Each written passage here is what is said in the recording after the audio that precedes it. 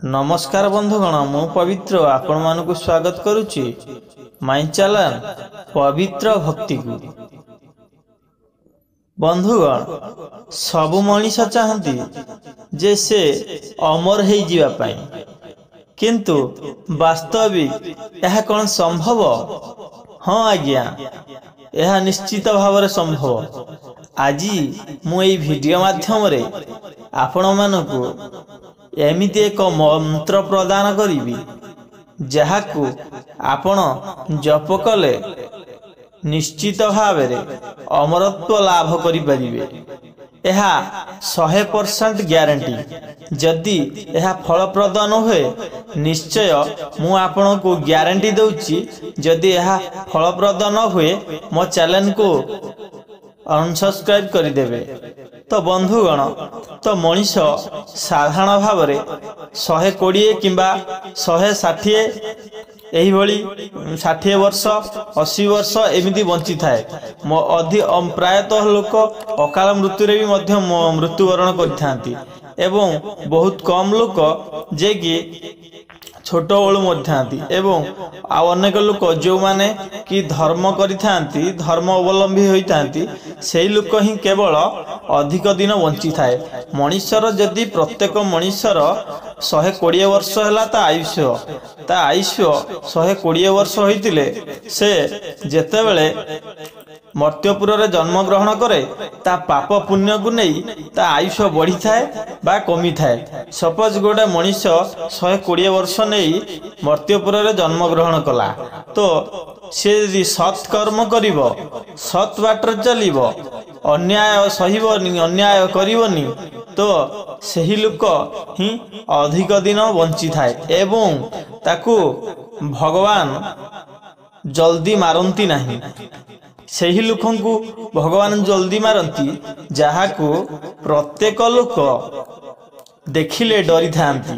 कारण कहीं जी प्रकृत रे खल प्रवृत्तिर लोक एवं अन्यर क्षति करने चेष्टा करि थाए, सही लोक ही भविष्यत रे विपद रे पड़ी थाए एवं ताकू भगवान कहती जे एही लोकटी तो आकु समस्ते डरुचंती, तो ये बंचिबा किछि आवश्यकता नहीं। सही लोकों को भगवान बहुत जल्दी मारी देई थांती, जहा फल रे कि लोक सही भली हेबेनी एवं ताकू देखि किछि शिखिबे। किंतु आजिका जेनेरेशन रे लोक माने बहुत प्रकार भूल करि बसुचंती, सबु प्रकार भूल करुचंती, जहा कि तांकर आयुष 120 वर्ष रु 30-40 वर्ष मध्य हो जाउची। तो वर्तमान आपण मानकु मु देबी सत्य रु कली पर्यंत प्रमाण जे मंत्र साहाय्य रे एवं आउ एक गुप्त रहस्य साहाय्य रे से माने अमरत्व लाभ करिसेंती। तो प्रथमे आमे कहिबा, प्रथमे हनुमान जे कि त्रेतया युग रु कली युग पर्यंत आज भी सुधा अमर होई रहिछंती तांकर भक्ति भाव एवं पुण्य बल रे।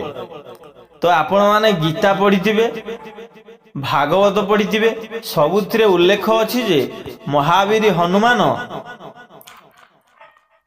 4 युगांक अमर से वर मागिछंती प्रभु रामचंद्र को जे पर्यंत ए मर्त्यपुर रे भगवान प्रभु श्री राम को कथा रही तांको नाम रही से पर्यंत अमर रहिबे। एवं आम कलिजुग कथा मु कहूची, कलिजुग रे एमिति एक लोक थिले जे कि तांकर आयुष 10 वर्ष थिला, किंतु से एक मंत्र बल रे से 115 वर्ष बंची थिले। तो चलंतु तांको विषय रे किछि जानिबा। से थिले गोटे ग्राम रे 2 जण पति पत्नी रहुतिले, तांकर पुत्र किंबा कोनोसी संतान संतति नथिले। से अनेक पूजा विधि ठाकुरंको पाखरे मानसिक करी करी तांकर गोटे पुत्र जन्म हैला। पुत्रर जेतेबेले जातक तैयारी करागला से जानिले जे जातक बल से पुत्रर आयुष बहुत कम दिन।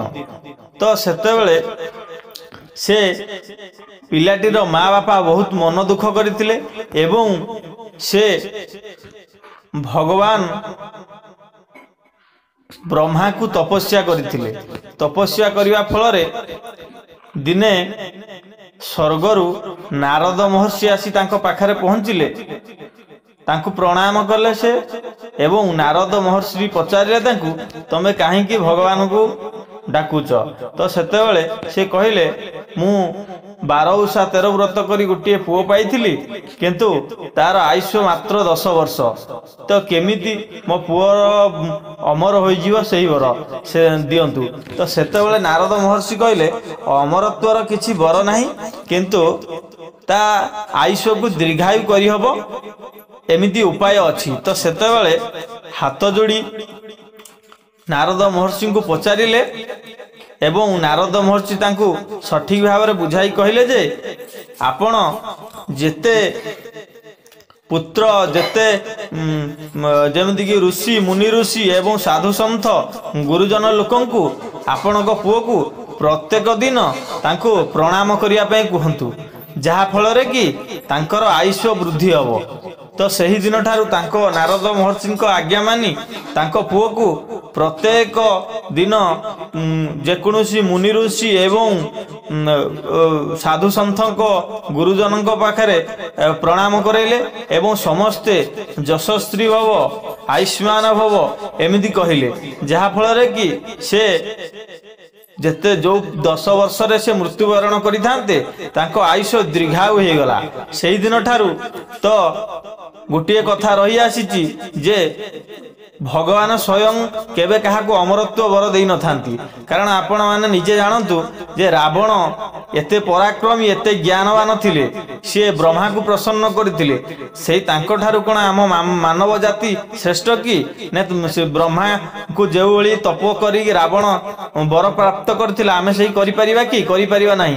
किंतु ब्रह्मा माने रावण भलिया लोक ही अमरत्व वर पाई नथिला, किंतु आमे केमदी पाइबा।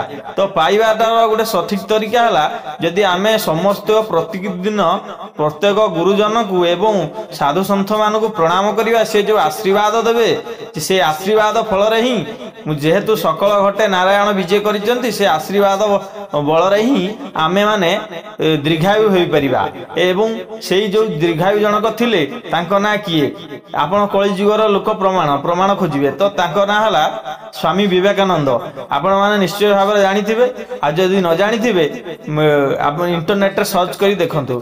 जदि वीडियो टी भलो लागे तले वीडियो को गोटे लाइक करिवे एवं चैनल को सब्सक्राइब करिवे एवं बहुत मात्रा शेयर करिवे, जहा फल रे कि समस्त एही कथाटी जानि परिबे।